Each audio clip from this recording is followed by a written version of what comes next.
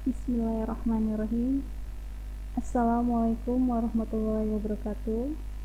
Selamat pagi anak-anak, bagaimana kabarnya? Ibu harap semoga kalian selalu dalam keadaan baik-baik saja dan sehat selalu ya. Nah, sebelum memulai pembelajaran kita hari ini, seperti biasa, Ibu akan memperkenalkan diri kembali. Nama Ibu Lydia Kencana Putri. Ibu sebagai guru mata pelajaran Pendidikan Pancasila dan Kewarganegaraan kelas 7. Oke nak, jadi kali ini Ibu akan membahas materi lanjutan dari materi yang sudah Ibu bahas sebelumnya.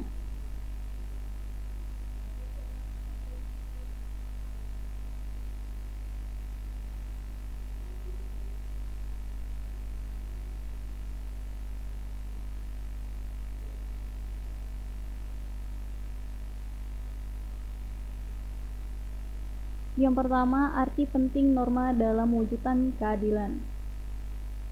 Yang kedua, perilaku sesuai norma dalam kehidupan sehari-hari. Arti penting norma dalam mewujudkan keadilan. Negara Indonesia merupakan negara hukum. Seluruh warga negara harus taat dan tunduk pada hukum yang berlaku. Menaati norma hukum yang berlaku dalam kehidupan bermasyarakat, berbangsa dan bernegara akan menciptakan ketertiban dan keadilan. Hal ini sesuai dengan tujuan dibentuknya hukum, yaitu menciptakan ketertiban dan keadilan dalam kehidupan bermasyarakat.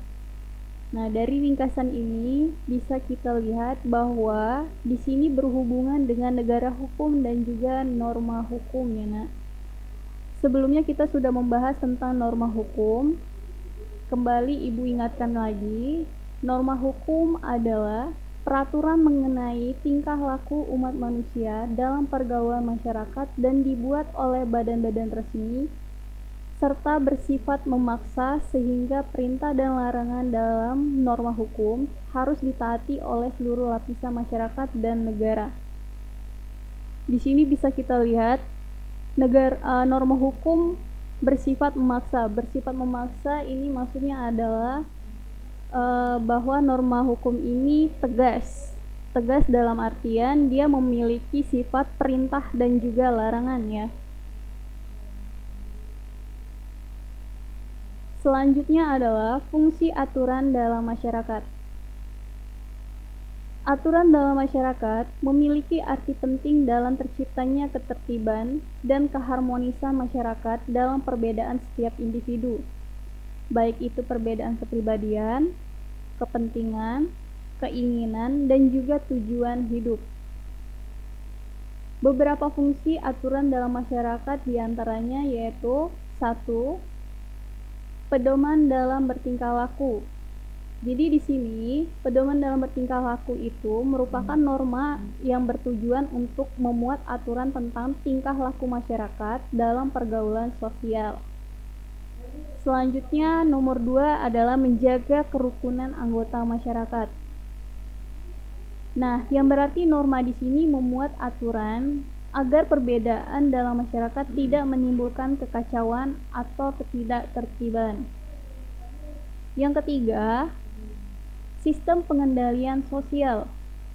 Sistem pengendalian sosial di sini mengatur tingkah laku setiap anggota masyarakat yang diatur dengan aturan yang berlaku.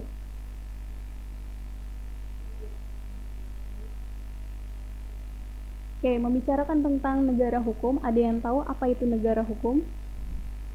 Ya, di sini kita akan menjelaskan tentang negara hukum. Negara hukum adalah negara yang mendasarkan segala sesuatu baik tindakan maupun pembentukan lembaga negara pada hukum tertulis atau tidak tertulis. Kemudian daripada itu ada menurut AVDC, negara hukum mengandung 3 unsur, diantaranya ada supremacy of law, equality before of law, dan kemudian ada human rights. Apa itu supremacy of law? Supremacy of law adalah tindakan atau suatu norma yang tidak suatu aturan yang tidak boleh ada kesewenang-wenangan sehingga seseorang warga harus dihukum jika melanggar hukum. Kemudian equality before of law. adalah setiap orang sama di depan hukum tanpa melihat status dan kedudukannya, baik bagi rakyat maupun pejabat. Kemudian human rights. Human rights di sini ialah diakui dan dijaminnya hak-hak asasi manusia dalam undang-undang atau keputusan pengadilan. Jadi semua orang itu memiliki haknya masing-masing ya nak. Dari lahir dia sudah memiliki HAM.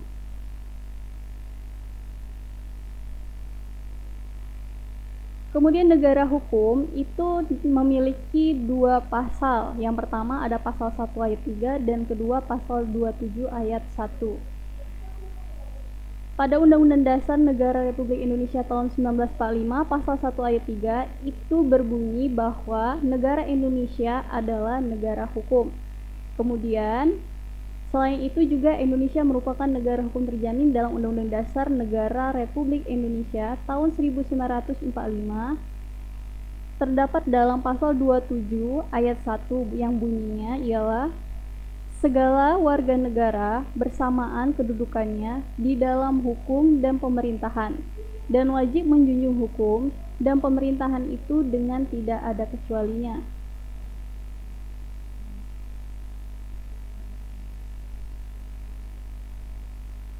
Dalam mencapai tujuan keadilan norma hukum tidak dapat berjalan sendiri.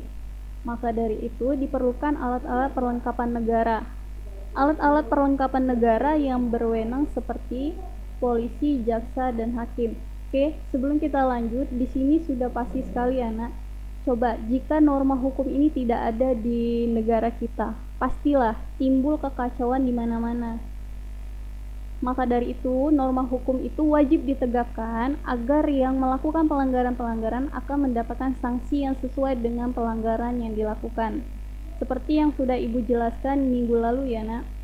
Dan kemudian ada beberapa sanksi yang akan dijatuhkan kepada setiap orang yang melakukan pelanggaran. Di antaranya ada sanksi ringan dan sanksi berat. Sanksi ringan dan sanksi berat itu seperti apa sih? Ya, sanksi ringan itu contohnya ada sanksi berupa teguran, peringatan, pengurangan hak seperti denda, kemudian pembatasan kebebasan atau penjara, itulah yang sanksi ringan. Kemudian ada juga sanksi berat. Sanksi berat itu berupa biasanya menyakiti fisik sampai amputasi dan pidana mati. Oke, lanjut. Guna dari alat-alat perlengkapan negara. Tadi sudah disebutkan alat-alat perlengkapan negara itu ada polisi, jaksa, dan hakim. Gunanya apa? Yang polisi itu biasanya untuk mencegah dan menanggulangi aksi kejahatan dan gangguan keamanan. Kemudian guna jaksa. Guna jaksa itu untuk mewakili negara melakukan tuntutan terhadap pelaku kejahatan di sidang pengadilan. Yang terakhir itu adalah guna dari hakim. Hakim itu berguna untuk menyelesaikan masalah-masalah seperti perdata, masalah-masalah perdata seperti pembagian harta warisan ya. Selanjutnya ada fungsi norma hukum secara garis besar, itu ada 4. Yang pertama ada memberikan pengesahan atau legitimasi terhadap apa yang berlaku dalam masyarakat. Yang kedua, sebagai alat rekayasa masyarakat. Yang ketiga, sebagai sarana pembentukan masyarakat, khususnya sarana pembangunan. Dan yang keempat, itu sebagai senjata dalam konflik sosial. Selain itu, selain adanya norma hukum, kita juga ada tentang keadilan-keadilan. Apa itu nak keadilan, ada yang tahu? Oke. Jadi, keadilan itu adalah perlakuan terhadap diri sendiri ataupun orang lain yang sesuai dengan apa yang menjadi haknya. Kemudian ada pun nilai-nilai keadilan. Nah, nilai-nilai keadilan ini harus diwujudkan dalam kehidupan yang bersama ya. Ada 3 nilai-nilai keadilan yang harus diwujudkan, yaitu 1. Nilai keadilan distributif, yaitu nilai yang berhubungan dengan keadilan antara negara terhadap warga dalam bentuk membagi kesejahteraan, bantuan, subsidi, dan hidup yang didasarkan hak dan kewajiban. Yang kedua, ada nilai keadilan legal. Jadi, nilai keadilan legal adalah hubungan keadilan warga negara terhadap negara dalam bentuk menaati peraturan-peraturan perundang-undangan yang berlaku. Yang ketiga adalah nilai keadilan komutatif. Nilai komutatif adalah hubungan keadilan antara warga satu dengan yang lainnya secara timbal balik. Lanjut lagi, itu ada sistem peradilan negara Indonesia. Ada 4, peradilan umum, peradilan militer, peradilan agama, dan peradilan tata usaha negara.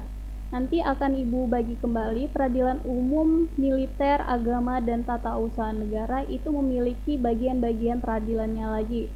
Di sini Ibu akan jelaskan dahulu apa itu tentang peradilan. Peradilan adalah segala sesuatu atau sebuah proses yang dijalankan di pengadilan yang berhubungan dengan tugas memeriksa, memutus dan mengadili perkara dengan menerapkan hukum atau menemukan hukum in concreto. Atau di sini yang berarti hakim menerapkan peraturan hukum kepada hal-hal yang nyata yang dihadapkan kepadanya untuk diadili dan diputus, untuk mempertahankan dan menjamin ditaatinya hukum material dengan menggunakan cara prosedural yang ditetapkan oleh hukum formal. Ya, dari situ bisa kita simpulkan bahwa peradilan adalah sebuah proses dalam rangka menegakkan hukum dan keadilan atau suatu proses mencari keadilan itu sendiri. Oke, ini adalah pengertian-pengertian dari keempat sistem peradilan tadi. Ada peradilan umum, militer, agama, dan tata usaha negara.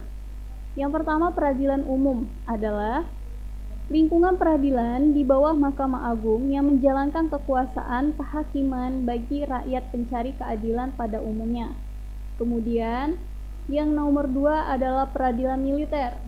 Adalah lingkungan peradilan di bawah Mahkamah Agung yang melaksanakan kekuasaan kehakiman mengenai kejahatan-kejahatan yang berkaitan dengan tindak pidana yang dilakukan oleh militer. Selanjutnya ada peradilan agama. Peradilan agama adalah pengadilan tingkat pertama yang melaksanakan kekuasaan kehakiman di lingkungan peradilan agama yang berkedudukan di ibu kota kabupaten atau kota. Nah, pengadilan agama ini dibentuk dengan keputusan presiden, ya, Nak. Selanjutnya ada peradilan tata usaha negara.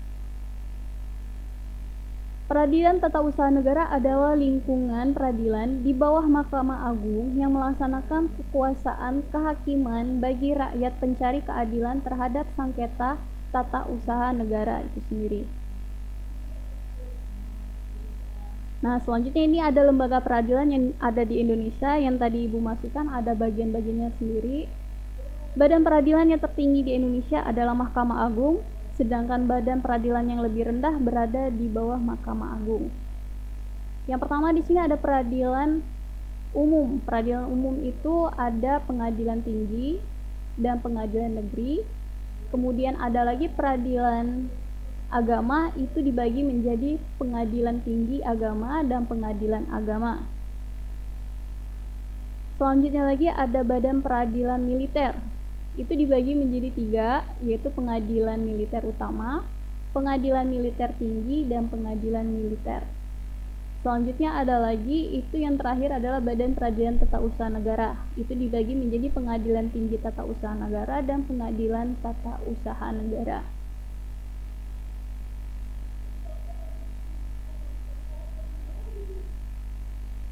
Selanjutnya pentingnya hukuman mendasar pada kebenarannya. Itu ada 5. Yang pertama membahas pembahasan tentang kesalahannya. Kemudian kedua, menyebabkan tidak dapat lagi melakukan kesalahan. Yang ketiga, mengisolasi pelaku untuk mencegahnya melakukan lagi kesalahan yang membahayakan orang lain. Yang keempat, rehabilitas. Dan yang kelima, penyerahan baik yang bersifat umum ataupun untuk pelakunya. Oke, hukum pidana itu dibagi menjadi dua macam. Yang pertama, hukum pokok menurut kitab-kitab Undang-Undang Hukum Pidana atau KUHP. Pasal 10 meliputi hukum mati, hukuman penjara, hukuman kurungan, dan hukuman denda. Yang kedua, ada hukuman tambahan. Itu meliputi pencabutan hak-hak tertentu, perampasan barang-barang tertentu, dan pengumuman keputusan hakim. Oke, berikutnya kita akan menjelaskan tentang perilaku tata norma dalam kehidupan sehari-hari. Pertama itu melatih kesadaran diri dari sekarang. Ya, buat kalian anak-anak yang punya adik, yang punya saudara, yang bisa kalian bimbing, silakan dilatih dari sekarang. Itu ada 3: budaya malu, budaya tertib, dan budaya bersih juga jujur. Apa itu yang dimaksud dengan budaya malu? Budaya malu itu adalah sikap malu jika melanggar peraturan. Contohnya seperti apa? Datang terlambat, hadir ke sekolahan. Nah, jika terlambat ke sekolahan pastinya kalian malu kan? Karena tidak sesuai dengan jadwal apa yang telah ditetapkan. Selanjutnya adalah budaya tertib. Adalah membiasakan bersikap tertib dimanapun kalian berada. Contohnya, mengikuti antrian sesuai dengan nomor antrian. Kemudian menjalankan upacara bendera setiap hari Senin, dan melakukan menggunakan seragam sesuai dengan apa yang telah ditentukan oleh sekolah. Selanjutnya adalah budaya bersih dan jujur. Budaya bersih dan jujur adalah sikap untuk berkata dan berperilaku jujur, serta bersih dalam arti jauh dari perilaku buruk. Contohnya adalah tidak menyontek ketika ulangan atau ujian. Kemudian contoh lagi itu ketika kalian bersalah, cobalah untuk bertanggung jawab dan berkata memang kalian itu adalah bersalah. Jangan sampai kalian mengoper-oper kesalahan kalian kepada teman kalian. Itu adalah perilaku yang jujur.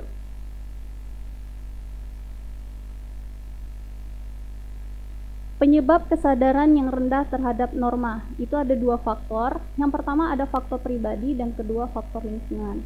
Faktor pribadi adalah faktor yang berkaitan dengan sifat atau karakter dalam diri sendiri yang belum taat aturan memiliki kesadaran berlaku. Yaitu adalah tadi ya, yang dari kesadaran diri sendiri tadi itu merupakan faktor pribadi. Selanjutnya faktor lingkungan, yaitu pengaruh lingkungan kehidupan baik keluarga maupun masyarakat yang belum memberikan daya dukung terhadap pembentukan watak patuh pada aturan. Misalnya di sini ada kurang perhatian dari orang tua, kemudian pergaulan bebas, atau tinggal di lingkungan yang kurang teratur, yang kurang adanya aturan-aturan ya. Oke anak-anak, mungkin cukup sekian yang bisa Ibu sampaikan materi hari ini. Semoga apa yang sudah Ibu sampaikan bisa kalian pahami dan juga dimengerti. Jika ada kata-kata atau kalimat yang kurang kalian pahami, bisa langsung anak-anak tanyakan ke Ibu ya. Oke, sebelum Ibu tutup semua yang telah Ibu sampaikan, Ibu tidak lupa ingin menyampaikan kepada kalian kembali, mengingatkan kalian kembali untuk selalu menjaga kebersihan terutamanya di saat masa pandemi ini. Di sini ada beberapa seperti biasa cara mencegah penyebaran COVID-19. Yang pertama itu membersihkan tangan kalian secara rutin, gunakan sabun dan air ataupun cairan pembersih tangan berbahan alkohol seperti hand sanitizer. Yang kedua, selalu jaga jarak aman dengan orang yang batuk ataupun bersin. Yang ketiga, jangan sentuh mata, hidung, ataupun mulut kalian jika tangan kalian belum bersih. Yang keempat, saat kalian batuk atau bersin, tutup mulut dan hidung dengan lengan kalian ataupun tisu. Yang kelima, tetaplah di rumah jika kalian merasa tidak enak badan.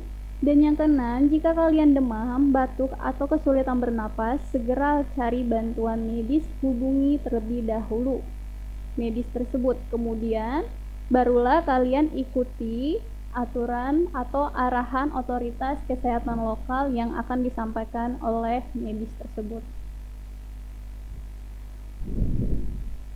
Oke, Ana, mungkin cukup sekian yang bisa Ibu sampaikan. Untuk tugas nanti silakan kalian update di grup kalian masing-masing. Nanti akan Ibu kirimkan linknya di grup kalian masing-masing, baik itu link tugas maupun link daftar hadir kaliannya. Dan jangan lupa untuk channel ini di subscribe Spansa Channel, kemudian like video ini jika kalian suka, dan juga share karena itu merupakan support kalian untuk kami. Terima kasih. Wassalamualaikum warahmatullahi wabarakatuh.